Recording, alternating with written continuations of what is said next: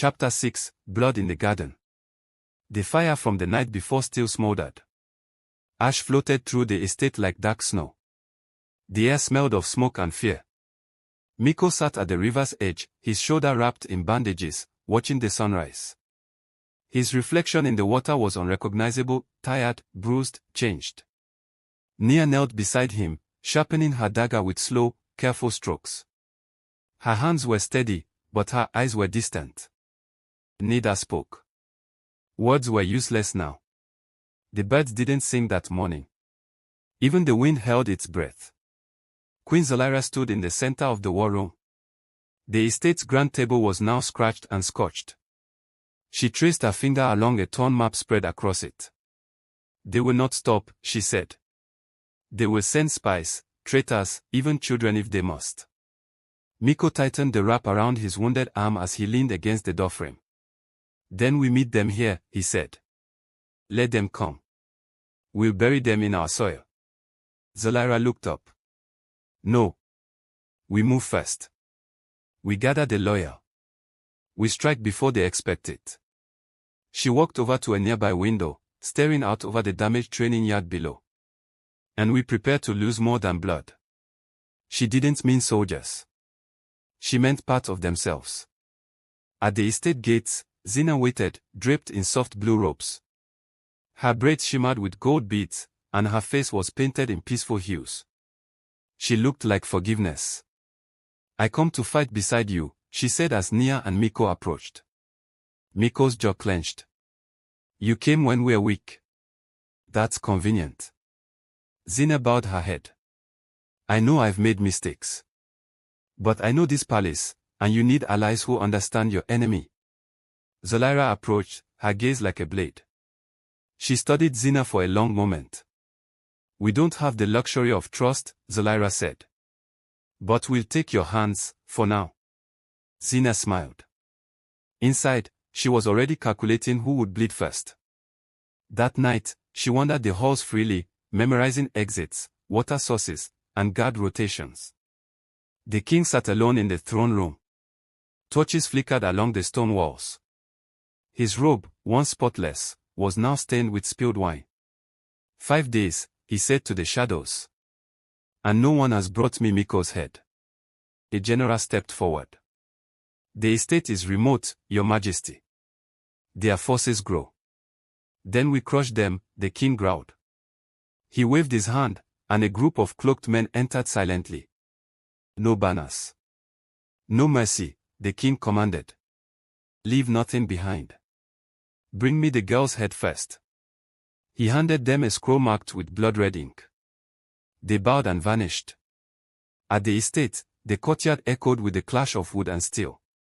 Meko moved between trainees, correcting footwork, tightening stances. Hold your ground like the earth won't catch you, he said, adjusting a trembling boy's shoulders. Nia stood further off, teaching a group of women to use slings and bows.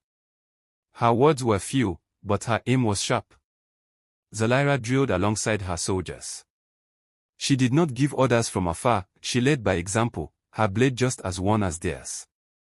Even Zina was helpful. She bound wounds, stitched clothes, and shared stories that made the younger fighters laugh. But Nia noticed Zina's questions. Always about escape tunnels, food stores, water routes. She talks too much, Nia whispered to Meko one night. He nodded. She always has. At night, the estate grew still. Soldiers sang soft songs from distant villages. Laughter sometimes broke the silence. Zalira sat with Meko beneath a canopy of stars, sipping bitter root tea. You know what it means, don't you? She asked. What? The brand on your arm. Meko looked down at the old scar, shaped like the royal crest. I was never supposed to lead, he said. Just serve. But now? Zalira didn't respond. She didn't need to. That evening, the air shifted. Even the horses grew restless. Zina hummed again, that same lullaby. It cut through the silence like a warning. Nia didn't sleep. She wandered the yard, dagger in hand, checking every gate. She found Meko leaning on the northern wall. You believe she's changed? She asked. No. Then why let her stay? Because if she stays, we see her moves. If she runs, we bleed in our sleep. A single cry pierced the night. A young watchman fell from the tower, an arrow in his chest. Then silence. Then chaos. More arrows flew. Screams. Shouting. Still. To positions. Zalira bellowed. Torches lit. Soldiers ran. Meko led a squad to the east gate. Nia grabbed her bow and scaled the ramparts. Below them, shadows moved fast. Too fast. Assassins. A man climbed the wall beside her, silent as smoke. She turned and loosed an arrow, it struck his throat. He gurgled and dropped. Her hand trembled. Another came. She slashed at his arm, kicked him off the wall. Blood sprayed her cheek. She didn't cry. Not yet. The courtyard burned. Zalira fought in silence, her blade carving through the dark. Meko bled but stood tall. Zina fought with grace, always appearing at the right time, too perfect. Behind you, she cried, saving Nia again. But Nia didn't trust it. And she was right. While others fought, Zina slipped into the garden shed. Inside, a man in black waited. Poison the barrels, she said, handing him the pouch. We'll say the king's men did it. He nodded and vanished into the night. But Zalira had followed her. She saw the man crouched at the water barrels. She didn't wait. Her sword pierced him before he could speak. Blood hit the stone. She picked up the pouch. Her nose confirmed it. Poison. After the battle, bodies lined the halls. Fire smoldered. Zalira called them to the main yard. We were nearly slaughtered, she said. She raised the pouch. Zina smiled. A mistake, no doubt.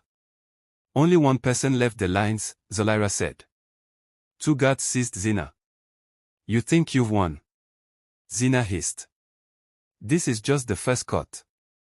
They didn't kill her. They bound her to a tree, far from the estate. If the king's men find you first, Zalira said, pray they show mercy. Zina cursed them all. At the river, Meko sat beside Nia. He was tired. She was silent. Their hands touched in the dirt. Zalira approached. The garden burned, she said. But the palace will fall. They all nodded. The war had only just begun.